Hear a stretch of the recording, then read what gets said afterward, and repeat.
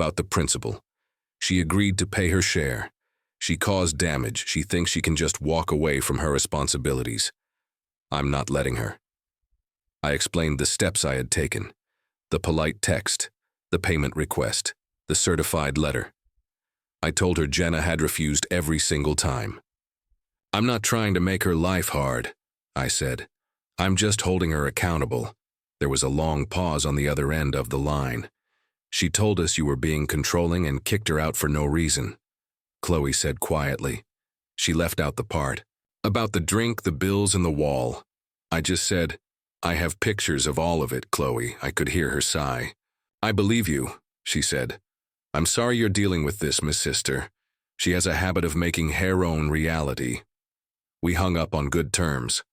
That conversation felt like a bigger win than the money.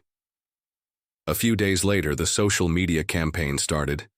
Jenna didn't name me, but it was obvious. She posted vague statuses about escaping a toxic and controlling relationship and how she was starting over from scratch after being thrown out on the street. Her friends, who only knew her side of the story, flooded the comments with support. You're so strong, his loss. We've got your back. It was nauseating to see. Mark saw it and called me furious on my behalf. Are you going to let her get away with this? You need to post your side of the story. Post their seats. I told him, no fighting with her.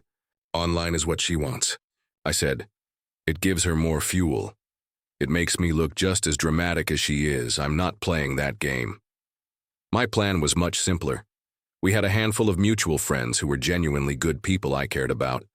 I didn't want them to think I was some kind of monster. I created a group chat with 3 of them, 2 couples we used to hang out with. He started the chat with a simple message. Hey guys, I know you've probably seen some stuff online from Jenna. I'm not going to air dirty laundry publicly, but I did want you to have the facts directly from me since I value our friendships. Then I attached 4 things. The first was the original picture of the soda splashed on the wall. The second was a screenshot of Mr. Henderson's email confirming he was issuing the eviction notice for violent behavior. The third was the screenshot of her text message saying, "Goofed yourself when I asked for the bill money." The fourth was a screenshot of one of her public posts, the one where she claimed she was thrown out for no reason. I finished my message with, "She threw a drink at me, refused to pay her bills, and was evicted by our landlord based on a clause she signed. I've now had to take her to small claims court to get her to pay for utilities she used. Those are the facts. Hope you guys are doing well." The response was immediate. One of the friends, Sarah, replied, "Oh my God, I had no idea. She told us you two just had a small fight and you overreacted." Her husband added, "Wow, that's messed up. Thanks for letting us know the truth." The other couple echoed the sentiment. Within an hour, I had 4 people who knew their story. I didn't ask them to take sides or confront her. I just gave them the evidence. The fallout was quiet, but swift. One of the friends later told me that Sarah had privately messaged Jenna and asked her why her story was so different from the proof I had provided. Jenna apparently flew into a rage, accusing Sarah of betraying her. That friendship ended right there. The social circle she had weaponized against me began to crumble, not because of anything I said, but because of the evidence of her own actions. The best part, though, was the call I got from Chloe about a week before. The court date. She was livid, but not at me. "Shettried to borrow money from our parents to pay you." Chloe said, "She told them you were suing her out of spite and harassing her. She completely lied to them. I was there and I couldn't stay quiet anymore. I told them everything. I showed them the texts you sent me. I told them about the drink, the bills, the wall." My dad was furious. He called her and told her she needed to grow up and take responsibility for her own messes. He refused to give her a cent. Jenna had apparently screamed at Chloe, calling her a traitor. They hadn't spoken since. "So she's cut me off now," Chloe said, her voice heavy. "But honestly, it's a relief. I'm tired of covering for her. I hope you get your money." On the day of court, I showed up in a button-down shirt, holding a small folder with all my documents printed out and organized. Jenna was already there, sitting on the bench outside the courtroom, dressed dramatically in all black. She was texting, furiously on her phone. She looked up and glared at me but didn't say anything. When our case was called, we went inside. The judge was an older woman who looked like she had seen everything twice. She was patient but had an air of absolute nonsense. She asked me to state my case. I stood up and presented the facts calmly. I showed her the lease, the photos of the wall, the utility bills, the receipts proving I had paid them, the screenshots of my attempts to collect the money from Jenna, and the certified mail confirmation. I explained the situation in about 2 minutes. I didn't mention the drink throwing. I kept it focused only on the financial matters. It was a simple case of unpaid debt and property damage. The judge then turned to Jenna. "Miss M, what is your response?" Jenna stood up and launched into a tearful rambling story about how I was a manipulative, extrying to ruin her life. She said I had been emotionally abusive for years, that I had kicked her out of our home unexpectedly, and that this lawsuit was just another form of harassment. She claimed the bills were fake, and that the scratch on the wall was there when we moved. The judge listened without expression.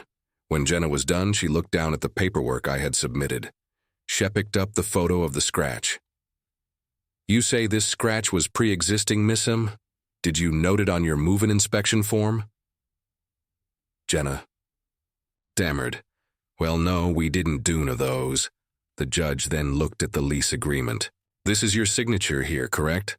The one next to the clause agreeing to pay for any damages found upon move out." Jenna quietly said, "Yes." The judge then looked at the utility bills.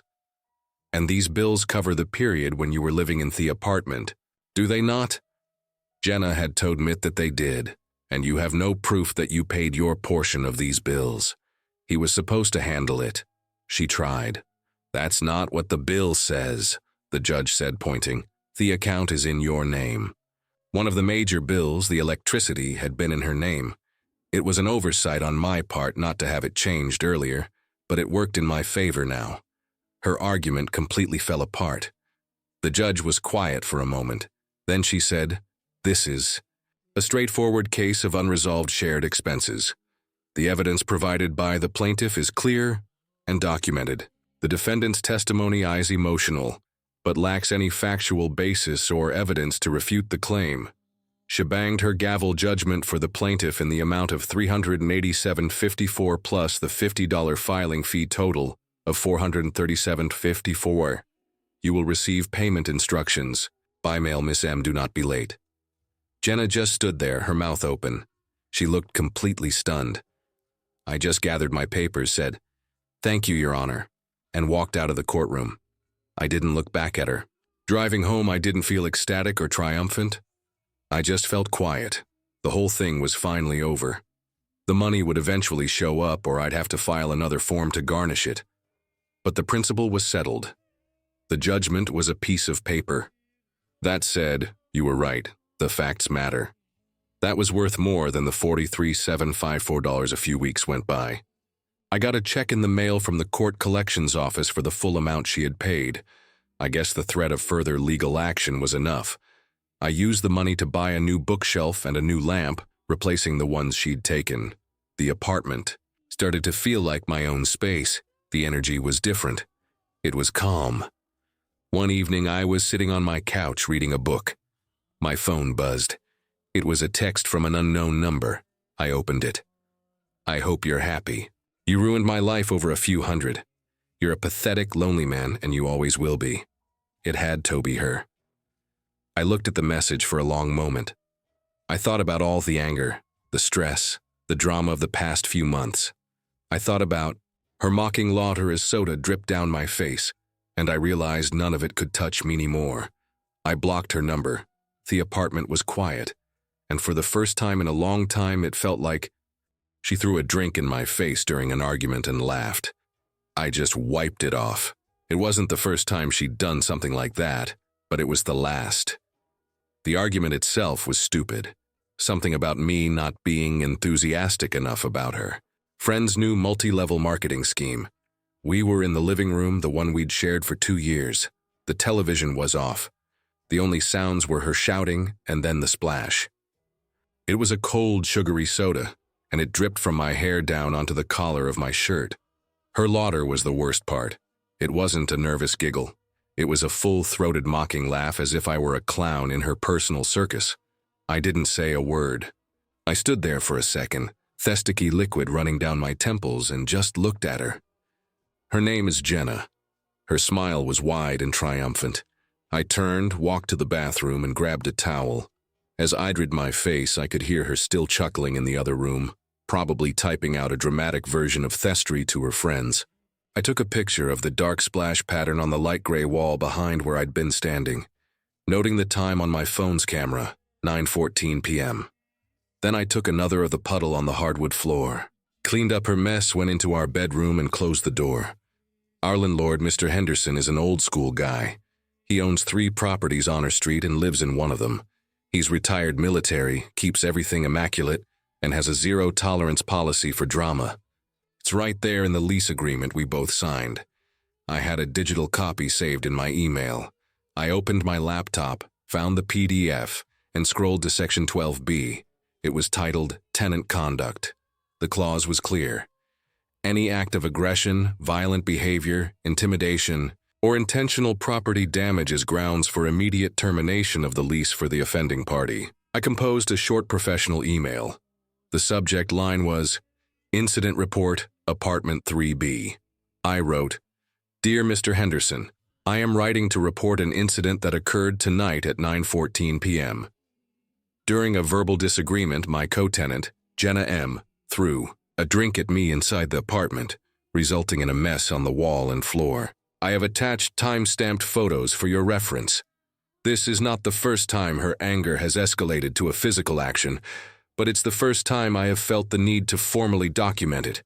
I am concerned about this pattern of volatile behavior. Per Section 12B of our lease agreement, I am requesting your guidance on this matter. I attached the 2 photos and hit send. Then I packed a small bag. I wasn't sleeping there tonight. I went to me friend Mark's place. The next morning, I got a reply from Mr. Henderson at 7:30 a.m. It was brief. Mr. My last name, thank you for bringing this to my attention. I will handle it. Please expect a call from me later today. I went about my day. I didn't answer any of the dozen texts Jenna sent, which ranged from angry, "Are you seriously giving me the silent treatment?" GG, grow up, to fake concerned. "Are you okay? I'm worried about you." Around 4:00 p.m., my phone rang. It was Mr. Henderson. "It's done," he said, his voice flat. I spoke with Miss M. I delivered her a 30-day eviction notice personally. The reason cited is violent behavior in violation of tenant conduct policy, 12B. She is solely responsible for vacating. Your lease will be amended to reflect you as the sole tenant once she is out. I don't tolerate that nonsense in my buildings. Let me know if there are any further issues. I thanked him. He just grunted and hung up. An hour later, my phone exploded. It was Jenna. She was screaming so loud I had to hold the phone away from my ear. "You got me evicted. You went to the landlord over a spilled drink. Are you insane?" I waited for her to take a breath. "It wasn't a spilled drink, Jenna. You threw it at..." And you laughed. "I'm done." I hung up the phone. She called back 7 more times. I didn't answer. Then the text started again, this time from her sister, Chloe. Chloe was always there, reasonable one. Her text read, "What is going on? Jenna is hysterical. Said you got her kicked out." I replied, "She threw a drink in my face and laughed about it. The landlord has a strict policy on that kind of behavior. It was your choice." Chloe didn't reply for a while. Jenna's 30 days were a nightmare of passive aggression. She'd slam doors, play loud music at odd hours, and leave her stuff all over the common areas. Just ignored it. I documented everything with photos and short notes just in case, but I never had to use them. I spent most of my time at Mark's place anyway. He let me crash on his couch. "Dude, you did the right thing," he said one night. "That's not normal. People don't do that." It was good to hear it from someone else. I knew it wasn't normal, but I had gotten so used to her outbursts that my sense of reality was warped. On the final day of the month, she moved her stuff out while I was at work. I came home to an empty apartment. Well, almost empty. She'd taken some things. that were definitely mine. A bookshelf, a nice lamp, or a good set of kitchen knives. She'd also left a parting gift, a long, deep scratch on the living room wall where the sofa used Toby. And on the kitchen counter, a pile of unpaid bills. They were all addressed to her, but they were for shared utilities, electricity, gas, and internet. They were all past due. I took a picture of the scratch on the wall. I gathered the bills. The total she owed for her half was $287.54. I also knew that Mr. Henderson would take the cost of repairing the wall scratch out of our security deposit, which we had split. The estimate he sent me later was $200, so she owed me her half of that. Another $100 grand total, $387.54. I sent her a polite text message with a clear breakdown in the total. Jenna, here is your share of the final utility bills and the wall repair. Please send the $387.54 by the end of the week. Her reply came back instantly. Lol. You think I'm giving you a dime after you made me homeless? Goof yourself. I didn't reply. Instead, I paid all the utility bills in full to protect my own credit. I paid Mr. Henderson for the wall repair directly, so the full security deposit would be returned to me. I now had receipts for everything. I saved them as PDFs. The next day, I logged into my banking app and sent her a formal payment request for $387.54 with the memo Final Utilities Damages Reimbursement App 3B. She declined it within minutes. I waited a week, then he sent her a formal letter through certified mail. It's a little old-fashioned, but it creates a paper trail that's hard to ignore. The letter stated the amount owed, included photocopies of all the receipts, and gave her a deadline of 10 business days to pay before I would pursue other avenues to collect the debt. I knew she received it because I got the delivery confirmation. She didn't respond. Feather Avenue was small claims court. The filing fee in my county was $50. I filled out the paperwork online, uploaded the PDFs of the receipts, the lease agreement section on damages, the payment request screenshot, and the certified mail confirmation. I laid out the facts simply and without emotion.